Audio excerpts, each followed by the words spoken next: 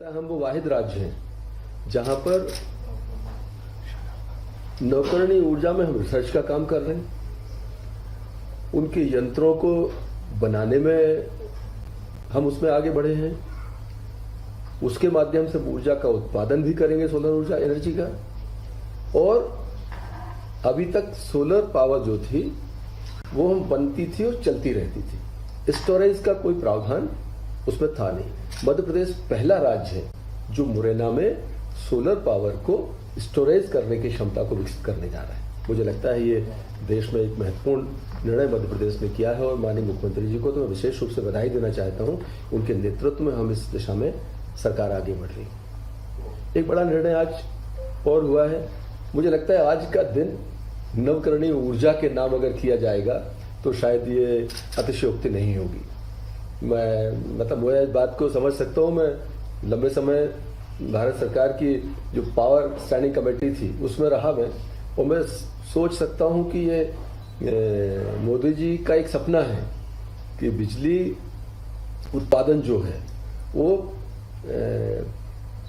सौर की तरफ और विंड की तरफ समय के साथ बढ़ना चाहिए, और आज हमारी सरकार उसमें आगे बढ़ी है।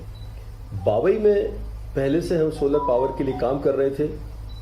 वहां पर पहले लगभग 214 एकड़ भूमि सरकार पहले दे चुकी थी वहां पर, और जो मांग और जिस हिसाब से हमारी जो तैयारी है 314 एकड़ लैंड की और आवश्यकता थी। आज कैबिनेट ने वो एक स्वीकृति प्रदान की है, और नर्मदापुरम अकेले के लिए नहीं, ये मध्य प्रदेश के लिए एक बड़ी उपलब्धि है कि लगभग हम इसको 314 एकड़ लैंड 311.44 एकड़ लैंड के साथ में सोलर पावर का वहां पर जो तंत्र खड़ा होगा।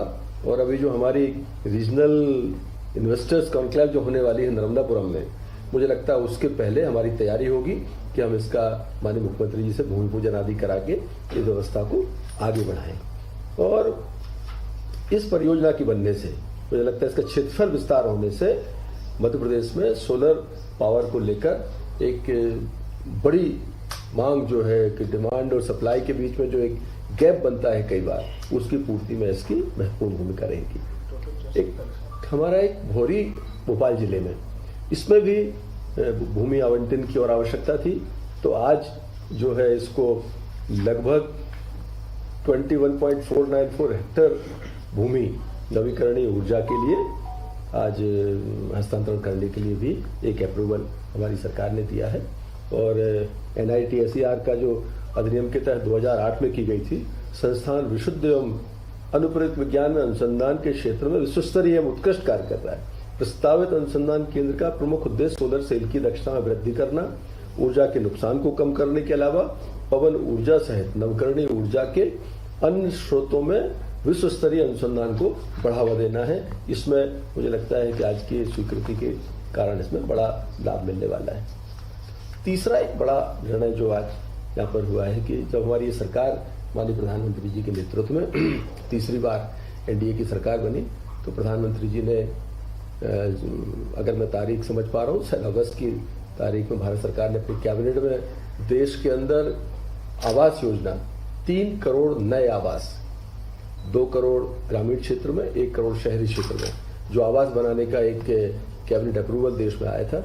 मध्य प्रदेश को भी उसमें लक्ष्य मिला है, और आज हमारी मंत्रिपरिषद ने माननीय मुख्यमंत्री जी के नेतृत्व में उसको भी अप्रूव किया है कि आगे आने वाले समय में हमारी जो आवास की योजना है उस पर भी शहरी और ग्रामीण क्षेत्रों में समान रूप से लोगों को लाभ मिलेगा। और स्वयं की भूमि पर लगभग 2.5 लाख रुपए सरकार उसमें देने वाली है। और आवास के क्षेत्र में पैसा जाने से एक साइकिल विकास की बढ़ती है। आदमी के पास पैसा जाता है, फिर वो पैसा बाजार में जाता है, स्टील इंडस्ट्री को फायदा होता है, ईंट बनाने वाले को फायदा होता है, कारपेंटर को फायदा होता है, चिनाई वाले को, तो पूरा एक सिस्टम चलता है। तो मध्य प्रदेश में उस योजना के लागू होने से भी काफी लाभ होना है। ये मुख्य विषय थे जो आज की कैबिनेट में माननीय मुख्यमंत्री जी की अध्यक्षता में मध्य प्रदेश के अंदर आज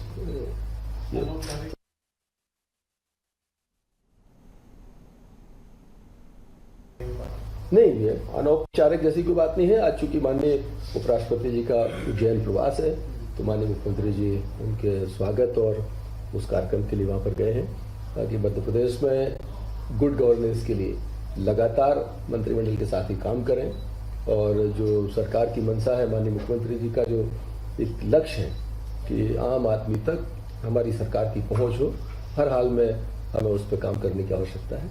इस तरह की चीजें प्रधानमंत्री आवास में 2.5 अभी प्रोविजन है मेरे ख्याल से 120 नहीं, इसमें शहरी क्षेत्र में 2.5 लाख रुपए है और ग्रामीण क्षेत्र में 135.15 रुपए देते हैं हम उनकी मजदूरी का मनरेगा से। तो 1,35,000 रुपए सीधा हितग्राही को मिलता है।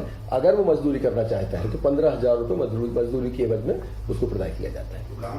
ग्रामीण क्षेत्रों में 1.5 लाख रुपए का जो हमारा वो है उस तरह का बैरियर रहेगा और शहरी क्षेत्र में 2.5 लाख रुपए का रहेगा।